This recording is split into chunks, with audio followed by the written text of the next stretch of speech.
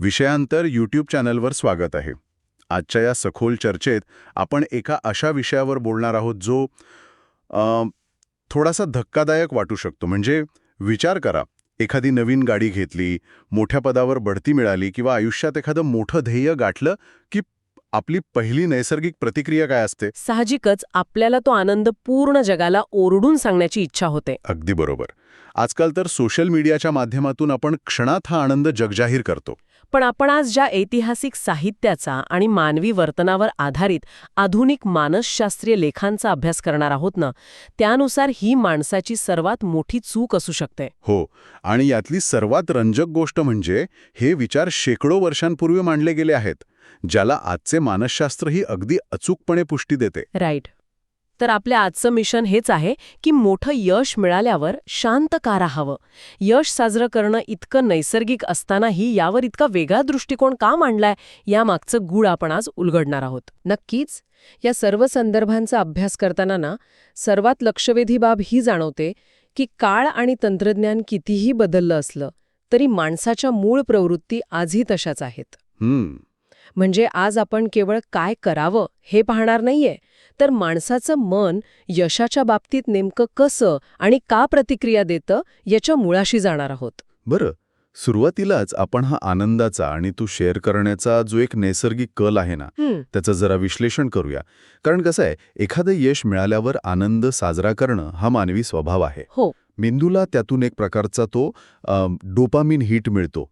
पण हे दस्तऐवज अत्यंत स्पष्ट शब्दात सांगतात की प्रत्येक ठिकाणी प्रत्येक व्यक्तीसमोर यशाचा गाजावाजा करू नये. खरंय. आता इथे मला एक मोठा प्रश्न पडतो.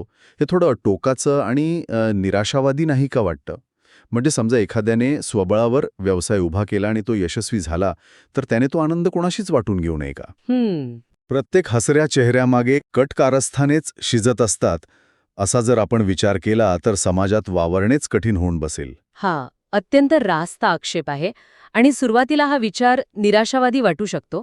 पण यामागील उद्देश समाजाला संशयी बनवणे हा नव्हता, तर मानवी भावभावनांच्या वास्तविकतेची जाणीव करून देणे होता. अच्छा, म्हणजे नेमकं काय? म्हणजे बघा, जेव्हा एखादी व्यक्ती आनंदानं स्वतःचं यश इतरांना सांगते, तेव्हा समोरची व्यक्ती अनेकदा चेहऱ्यावर एक छानसं हास्य ठेवते.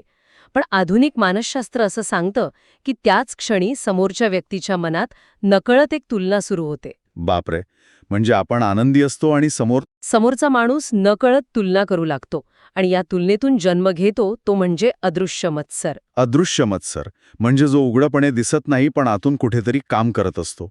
पण ही भावना नक्की कशी निर्माण होते? सगळेच लोक जाणीवपूर्वक दुसऱ्याचं वाईट चिंतत नसतात, बरोबर? अगदी बरोबर. आणि हाच यातला मुख्य मुद्दा आहे. हा मत्सर नेहमीच जाणीवपूर्वक किंवा वाईट हेतूनेच निर्माण होतो असं नाहीये. ती एक अत्यंत नैसर्गिक मानवी असुरक्षितता आहे. उत्क्रांतीच्या दृष्टिकोनातून पाहिलं ना, तर मानवी मेंदू नेहमी स्वतःच्या अस्तित्वाची आणि प्रगतीची तुलना आसपासच्या लोकांशी करत असतो. राईट. जेव्हा या व्यक्तीला अचानक मोठं यश मिळतं, तेव्हा या व्यक्तीच्या मनात नकळत प्रश्न निर्माण होतो की हे यश त्यालाच का मिळालं, माझ्याकडे असं काय नाहीये जे त्याच्याकडे आहे. ओहो, म्हणजे दुसऱ्याचं यश हे अनेकदा माणसाला स्वतःच्या अपयशाची किंवा अपूर्णतेची आठवण करून देतं. अगदी बरोबर. ही भावना अत्यंत नकारात्मक असते आणि ती ज्याच्या मनात निर्माण होते त्याच्याही ती पूर्ण नियंत्रणात नसते. पण याचा परिणाम असा होतो की त्या दोन व्यक्तींमधील नात्यात एक अदृश्य दुरावा निर्माण व्हायला लागतो. हे ऐकल्यावर अनेक गोष्टींचा उलगडा होतोय. म्हणजे आपण ज्यांना आपले मानतो त्यांच्या हसऱ्या चेहऱ्यामागे ही असुरक्षिततेची लढाई सुरू असू शकते. होय. आणि म्हणूनच यशाची माहिती सर्वांना देणं हे एक प्रकारे समोरच्याच्या असुरक्षितेला नकळत खतपाणी घालण्यासारखं असू शकतं. पण मला सांगा, जर सर्वांसमोर सावध राहायचं असेल तर दस्तऐवजांमध्ये असे काही विशिष्ट गट सांगितले आहेत का ज्यांच्यापासून यशाची माहिती कटाक्षाने लपवली पाहिजे? नक्कीच. मानवी स्वभावाचा अभ्यास करणाऱ्या अभ्यासकांनी अशा लोकांच्या काही विशिष्ट श्रेणी स्पष्ट केल्या आहेत. त्यातली पहिली श्रेणी म्हणजे जन्मतःच मत्सरी असणारे लोक. अच्छा. किंवा ज्यांचा स्वभावच मुळात नकारात्मक असतो. हे असे लोक असतात ज्यांना दुसऱ्याचं यश अजिबात सहन होत नाही. ते यशाचं कौतुक करण्याऐवजी थट्टा करतात किंवा त्यात एखादा तरी दोष शोधून काढतात. जसं की प्रमोशन मिळालं पण त्यात काय एवढं, त्या कंपनीत कोणालाही प्रमोशन मिळतं. अशा प्रकारची त्यांची प्रतिक्रिया असते. खरंय, अशा लोकांचा अनुभव प्रत्येकाने कधी ना कधी घेतलेला असतोच. पण इथे माझा एक वेगळा विचार आहे. बोला ना. अशा लोकांकडे दुर्लक्ष करण्याऐवजी त्यांच्यापासून आपली माहिती लपवणं किंवा गप्प बसणं म्हणजे एक प्रकारे त्यांच्या नकारात्मकतेसमोर हार मानल्यासारखं नाही का? म्हणजे एखाद्याने स्वतःच्या कर्तृत्वावर मिळवलेलं यश तो केवळ मत्सरी लोकांच्या भीतीने लपवून ठेवत असेल तर ते कमकुवतपणाचं लक्षण नाही का वाटत? वरवर पाहता तसं वाटू शकतं, पण सखोल विचार केल्यास ती कमकुवतपणाची नाही, तर स्वतःच्या ऊर्जेचं जतन करण्याची अत्यंत प्रगल्भ नीती आहे. म्हणजे कसं? मानसशास्त्रीय दृष्ट्या विचार करा. जेव्हा एखादं मोठं ध्येय साध्य होतं, तेव्हा मनाची स्थिती अत्यंत सकारात्मक आणि संवेदनशील असते. हो, अगदी हाय एनर्जीमध्ये असतो आपण. राईट. अशा वेळी मत्सरी लोकांच्या एका नकारात्मक वाक्याने किंवा टोमण्याने तो आत्मविश्वास डळमळीत होऊ शकतो. हे अगदी नव्याने लावलेल्या रोपट्यासारखं आहे. अच्छा. रोपट्याला सुरुवातीला वादळापासून वाचवण्यासाठी कुंपण घालावं लागतं. याचा अर्थ ते रोपटं कमकुवत आहे असा होत नाही, तर ते संवेदनशील अवस्थेत आहे असा होतो. हे रोपट्याचं साधर्म्य अगदी चपखल आहे. हो ना. स्वतःच्या सकारात्मक ऊर्जेचं आणि आत्मविश्वासाचं रक्षण करणं हे शहाणपणाचं लक्षण आहे. अशा लोकांची वाद घालत बसण्यात माणसाची मौल्यवान ऊर्जा विनाकारण खर्च होते. म्हणजे हे एक प्रकारचं भावनिक डॅमेज कंट्रोल आहे. स्वतःची ऊर्जा चुकीच्या ठिकाणी खर्च होऊ न देणं. अगदी तसंच. पण या मत्सरी लोकांव्यतिरिक्त आणखी कोणकोणत्या गटांपासून सावध राहण्याचा इशारा या साहित्यात दिलाय? दुसरा अत्यंत महत्त्वाचा गट म्हणजे असे लोक ज्यांच्याशी पूर्वीपासूनच मतभेद आहेत किंवा ज्यांच्यासोबत तणावपूर्ण जुने संबंध आहेत. ऐतिहासिकदृष्ट्या आणि कूटनीतीतही जुन्या विरोधकांसमोर स्वतःची ताकद किंवा यश कधीही विनाकारण प्रदर्शित करू नये असा स्पष्ट नियम आहे. इथे मी तुम्हाला थोडं थांबवेन. हो, सांगा. कारण व्यावहारिक जगात आपण अनेकदा पाहतो की ज्यांनी आपल्याला पूर्वी कमी लेखलंय किंवा त्रास दिलाय त्यांच्यासमोर आपलं यश मिरवण्यात लोकांना एक वेगळीच मजा येते. हां. एक प्रकारे ती बदला घेण्याची किंवा मी तुला चुकीचं सिद्ध केलं हे दाखवून देण्याची भावना असते. ह्या भावनेचं काय? ही बदला घेण्याची भावना अत्यंत नैसर्गिक असली तरी कूटनीतीच्या दृष्टीने ती एक मोठी चूक आहे. असं का? याला आपण एका उदाहरणाने समजून घेऊ. समजा बुद्धिबळाचा खेळ सुरू आहे. जर एखाद्या खेळाडूने आपल्या कमकुवत बाजूंचा आणि अत्यंत महत्त्वाच्या मोहरांचा नकाशाच प्रतिस्पर्ध्याच्या हातात दिला तर काय होईल? प्रतिस्पर्धी नक्कीच त्या माहितीचा वापर करून अचूक हल्ला करेल. अगदी तेच इथे घडतं. जेव्हा जुन्या विरोधकांसमोर यश मिरवलं जातं तेव्हा माणूस वास्तवात त्यांना स्वतःच्या सध्याच्या आनंदाच्या जागा आणि भावनिक गुंतवणुकीचे स्रोत दाखवून देत असतो. बाप रे, म्हणजे आपणच आपली माहिती देतोय? होय, ते विरोधक त्या आनंदात कधी सहभागी होत नाहीत. उलट ते संधी शोधत असतात की या यशाला गालबोट कसं लावता येईल. हां. ते उपरोधिक बोलून जुन्या कटू आठवणी उकरून काढून सध्याचा उत्साह मावळण्याचा प्रयत्न करतात.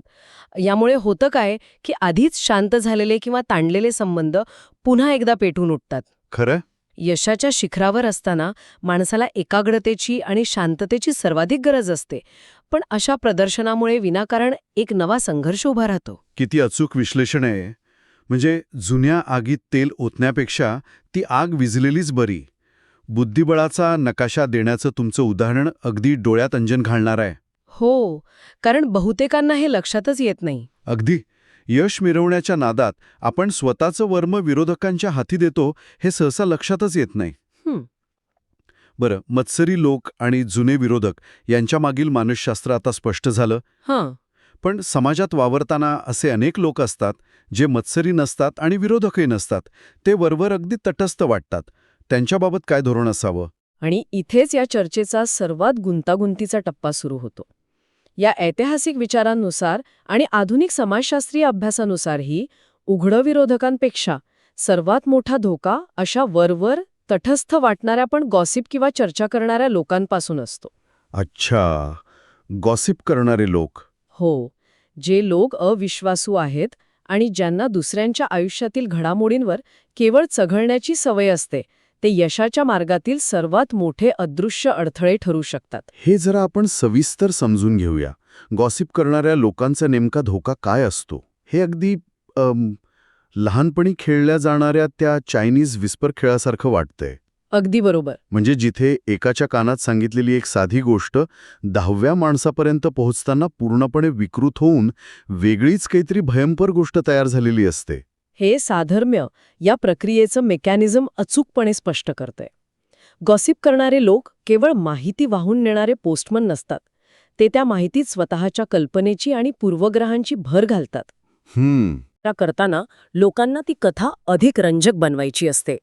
त्यामुळे साध्या यशाच्या कथेत अचानक अनेक उपकथानकं जोडली जातात. पण सत्य तर शेवटी सत्यच असतं ना. एखाद्याने अत्यंत प्रामाणिकपणे रात्रीचा दिवस करून जर एखादं यश मिळवलं असेल तर अशा अफवांनी त्या खऱ्या यशाला कसा काय धक्का पोचू शकतो? सत्य जरी सत्य असलं तरी समाजात प्रतिमा किंवा रेप्युटेशन हे एक फार मोठं चलन असतं. राईट. जेव्हा हे अविश्वासू लोक यशाची माहिती पुढे नेतात तेव्हा ते अनेकदा यशाचं श्रेय ते व्यक्तीच्या मेहनतीकडून काढून नशिबाला किंवा चुकीच्या मार्गाला देतात. म्हणजे त्याने नक्कीच काहीतरी काळंबेरं केलं असणार. बरोबर. त्याने कुणाला तरी फसवलं असणार, त्याशिवाय एवढ्या लवकर यश कसं काय मिळेल, अशा प्रकारची नॅरेटिव्ह किंवा कथानकं समाजात पसरवली जातात. अच्छा. आणि मानवी मेंदूचा एक कल असाही असतो की तो चांगल्या गोष्टींपेक्षा नकारात्मक अफवांवर लवकर विश्वास ठेवतो. हो, हे तर आहेच. या समाजात इतक्या कष्टाने नाव कमावलेलं असतं तिथे प्रतिमा विनाकारण मलिन होऊ शकते. आणि सर्वात वाईट गोष्ट म्हणजे या अफवा खोडून काढण्यात आणि स्वतःची प्रतिमा सुधारण्यात ती ऊर्जा खर्च होते जी ऊर्जा पुढील प्रगतीसाठी वापरली जायला हवी होती. हे अत्यंत गंभीर आहे. म्हणजे आपण आपला आनंद जवळच्या लोकांना सांगताना त्यांच्या अदृश्य मत्सराचा विचार करायचा, मत्सरी आणि विरोधकांसमोर जाऊन स्वतःच्या ऊर्जेचा ऱ्हास होऊ द्यायचा नाही, आणि गॉसिप करणाऱ्या लोकांमुळे समाजात तटस्थ वाटणाऱ्या व्यक्तींसमोरही ओठ शिवून बसायचे. या सगळ्या चर्चेतून एक फार मोठा आणि मूलभूत प्रश्न निर्माण होतो माझ्या मनात. कोणता? जर आनंद शेअर केल्याने इतके भयानक धोके आणि मानसशास्त्रीय गुंतागुंत निर्माण होणार असेल तर मग काय माणसाने रोबोटसारखं भावनाहीन होऊन जगायचं, यशाचा आनंदच घ्यायचा नाही का? हे सगळं खूपच कोंडून टाकल्यासारखं नाही वाटत? हा प्रश्न मनात येणं स्वाभाविक आहे, पण याचा अर्थ असा अजिबात नाहीये की माणसाने भावना दाबून ठेवाव्यात किंवा संशयी होऊन एकाकी जीवन जगावं. बरं. या दस्तऐवजांचा आणि मानसशास्त्राचा गाभा हा पॅरानॉया किंवा अतिसंशयवाद शिकवणं हा नाहीये, तर कॅल्क्युलेटेड व्हल्नरेबिलिटी म्हणजेच विचारपूर्वक व्यक्त होणं हा आहे. विचारपूर्वक व्यक्त होणं. हो, यश मिळाल्यावर शांत राहणं ही शहाणपणाची खूण आहे.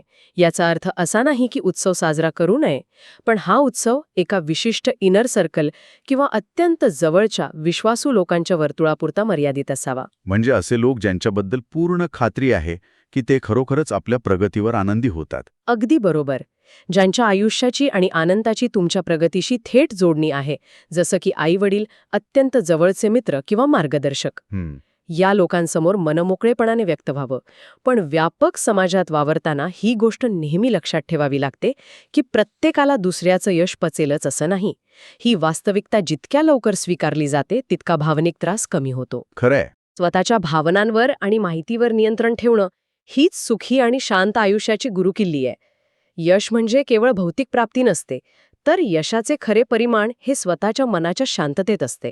आणि म्हणूनच कधीकधी शांतता हीच सर्वात मोठी ताकद आणि ढाल असते. किती सखोल आणि विचार करायला लावणारा दृष्टिकोन आहे हा. आपण नेहमी विचार करतो की यश म्हणजे आवाज, गाजावाजा, सत्कार. हो ना. पण आजच्या या विश्लेषणातून एक वेगळंच सत्य समोर आलं. कसा मानवी मेंदूचा अदृश्य मत्सर चांगल्या नात्यांना तडे देऊ शकतो, कसे विरोधक आपल्या कमकुवत बाजूंचा नकाशा शोधत असतात, आणि कसे गॉसिप करणारे लोक आपल्या यशाला विकृत अफवांचं स्वरूप देऊ शकतात. हे सर्व समजून घेणं खरोखरच डोळे उघडणार होतं. नक्कीच. जाता जाता एका महत्त्वाच्या आणि थोड्याशा प्रक्षोभक विचारसरणीवर लक्ष वेधून आपण आजच्या या सखोल चर्चेचा शेवट करूया. आजचं युग हे ओव्हर शेअरिंगचं म्हणजे अतिप्रदर्शनाचं युग आहे. सोशल मीडियावर प्रत्येकजण स्वतःचा आवाज जास्तीत जास्त मोठा करण्याचा प्रयत्न करत आहे. सतत स्वतःच्या यशोगाथा, खरेदी, सुट्ट्यांचे फोटोज पोस्ट करत आहे. अगदी. अशा या गोंधळाच्या जगात कदाचित स्वतःच्या यशाबद्दल पूर्ण शांतता बाळगणे, स्वतःभोवती एक आदराचे आणि गूढतेचे वलय निर्माण करणे, हेच सर्वात मोठे आणि शक्तिशाली स्टेटमेंट असू शकते. खरे. कारण जेव्हा यशाचा ढोल बडवला जात नाही तेव्हा जग स्वतःहून त्या यशाचा शोध घेऊ लागतं आणि ते यश अधिक प्रकर्षाने झळकून उठतं. या विचारावर नक्की मनन करा. शांततेच्या या अभूतपूर्व ताकदीचा विचार करून पहा. पुन्हा भेटूया अशाच एका नवीन आणि बुद्धीला चालना देणाऱ्या विषयासह.